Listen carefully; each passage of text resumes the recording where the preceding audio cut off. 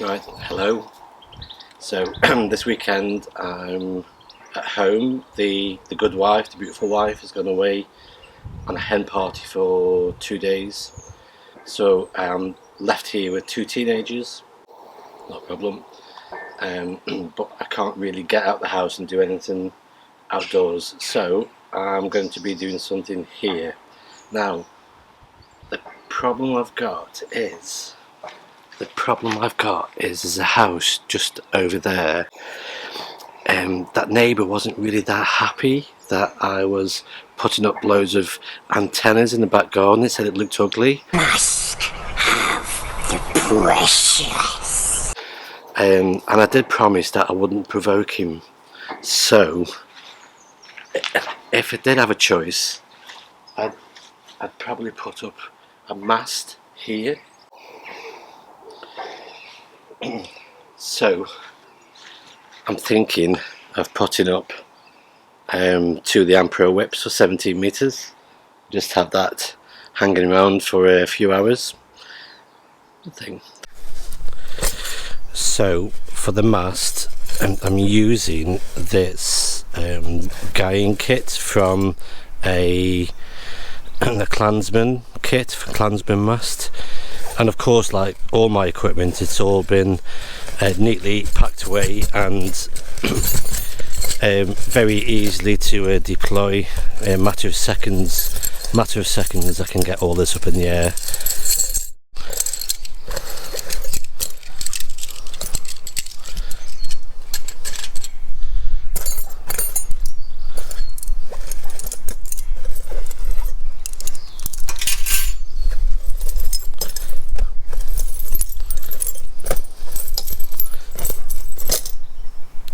Nice.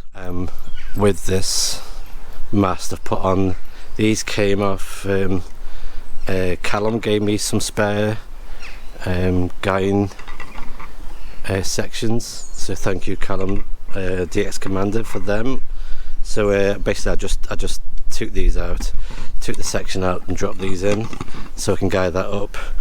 I'm also using, this is a tripod. I think I got it from Radio World.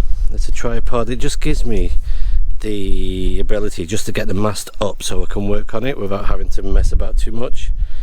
So the aim really is to get the guys on nice and tight, and then I've got a platform to work on to put in an antenna. And with this one I've just put on one of these cross pieces, so you can put a Ampro whip in either side, and that's the setup.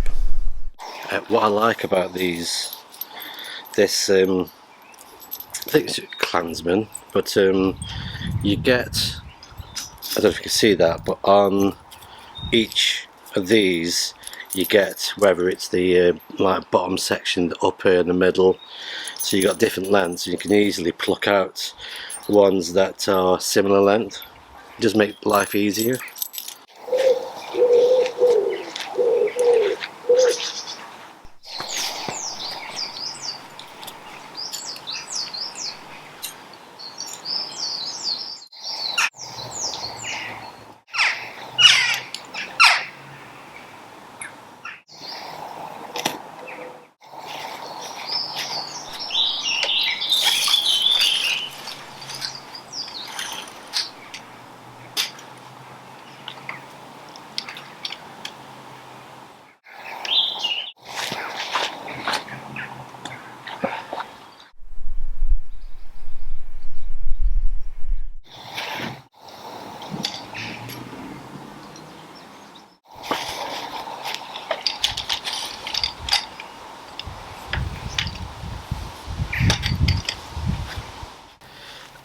So these are reasonably tight now. It means now I can drop it back down, attach what I want onto it, and lift it up, extend the top sections, get a bit of height.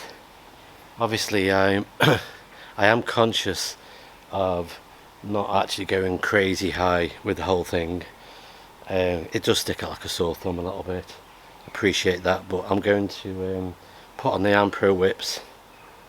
I'm going to put on a feed line.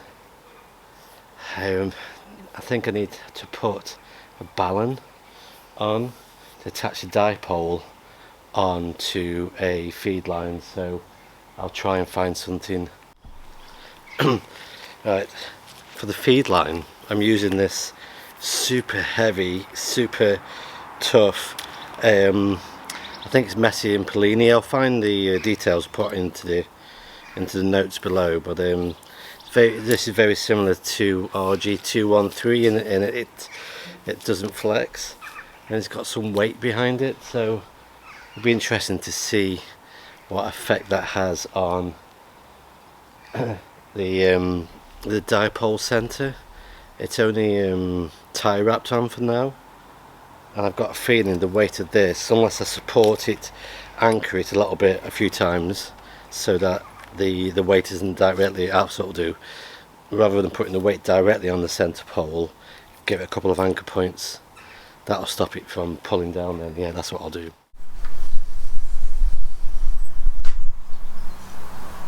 So what I also want to try and avoid is having any RF coming down on the shield of the feed line into the system.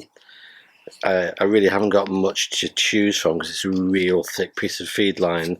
I'm going to try and wrap it through this a few times, maybe 3 times, on a little bit of tape, and see if that at least chokes off some of the RF from the getting into the feed line back to the radio. Yeah, we'll give that a go.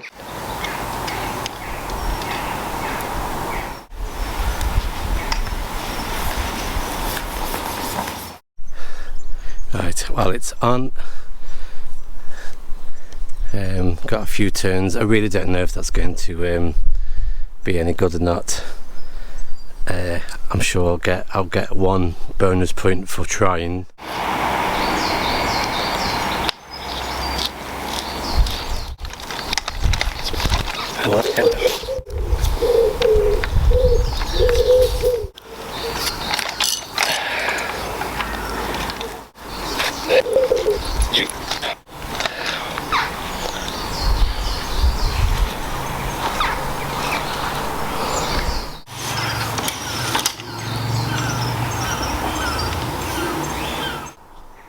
Okay, so I've got, just behind the plant pot down here, I've got a couple of feed lines that I've run through a channel, so I'm going to patch into one of those pieces of coax that goes into the shack. I might even get a radio out today, depends on the weather, but I can go higher. I can definitely go higher, but I'll stick with that for the moment. Still still a bit early for 17 meters. So we're gonna have a cup of tea, some breakfast, make sure the teenagers are up before 3 PM, and then yeah, be time for some radio, I think.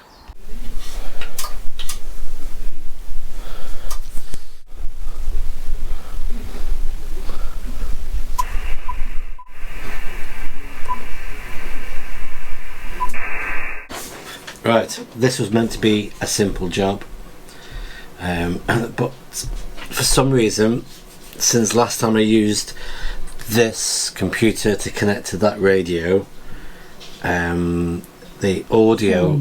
I don't know that. The audio from the radio... I'm having trouble. Computer, try in a little mute. Yeah, the radio... The audio from the radio is not working its way into JTDX. It's coming through. So first of all, I connect the computer to the radio. Connected, sweet. Open up the Icon remote utility. that connects. Sweet. I've got audio. I've got a virtual COM port. Everything is hunky dory. Fire up JTDX, make sure that the audio in and out is from the virtual Icon driver malarkey, correct. Clock on the radio is synced, check. go on to mode FT8, check signals being decoded, zilch. That's so frustrating, so frustrating.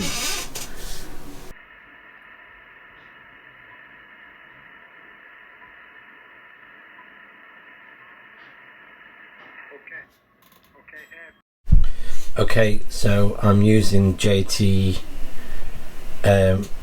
alerts for JTDX, and this is the decode window in that. I'm just going to let this run and yeah, see what I'm picking up just off the dipole at the moment. Germany, Asiatic Russia, Japan, and the time is 9:22 UTC. It's not bad for first thing in the morning. We should get some nice bit of DX coming through. I'll keep this running anyway and see what we can pick up. Right, there's nothing like continuity when you're doing a long video like this one. So I've just had a shower and got changed. All that early stuff was took the dog for a walk, get the antenna set up, get the radio set up, have some breakfast and have a shower. So I'm here now. This has been running, so I've been running for about 30 minutes, so I'm just going to keep that running.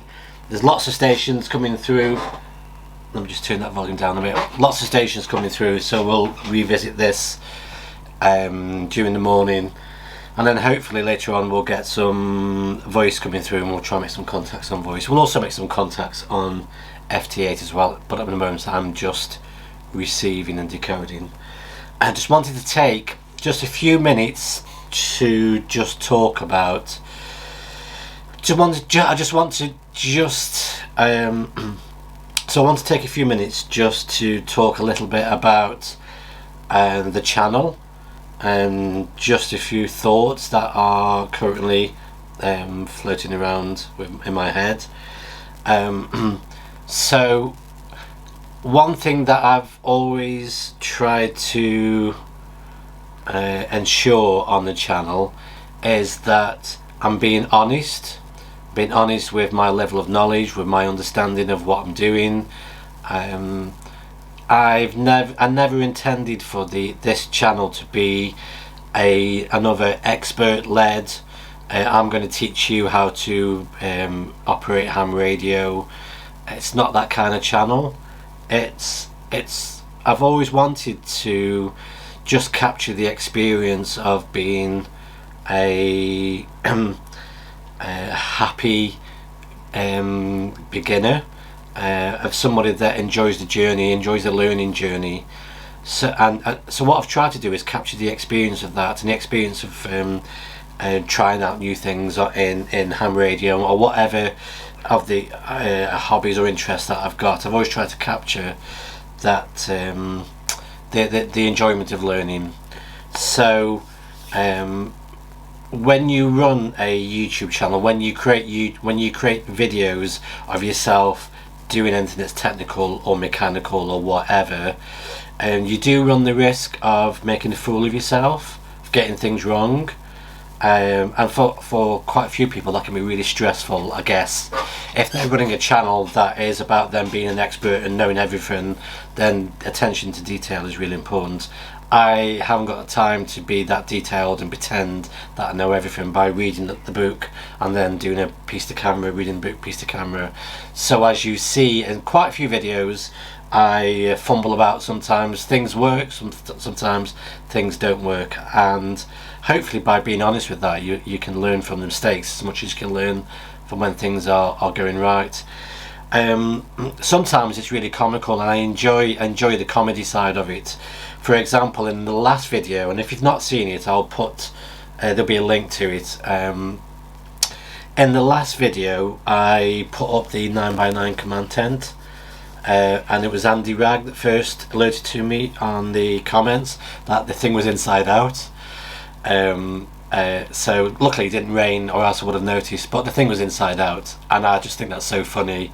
Callum's also mentioned that it was inside out. Thank you. Please, if you notice that I'm doing something clownish, you know, just give me a nudge, have a laugh with me.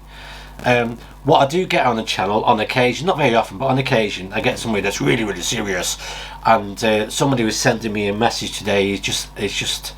It keeps coming back. He's pointed out that you keep calling that Land Rover a truck, but I can't see a truck in any of your videos. It's just semantics. I just call it a truck compared to when I'm driving the Corsa. That's a car that's a bit more truckish, so I do use the word truck. It's not serious. Not serious, please. It's just me just having fun. If you want to go and actually have a serious conversation about people's semantics on what they're calling vehicles, then go to a serious vehicle channel and try that on them and see what they say to you. But you know, come on, have a laugh with me, comment, point out the errors, point out if the hat's not quite the right hat for the occasion. Fine with all that, but don't come onto a channel that doesn't take itself seriously and try and have a serious conversation on semantics, because it isn't going to happen. So anyway, on to some good stuff.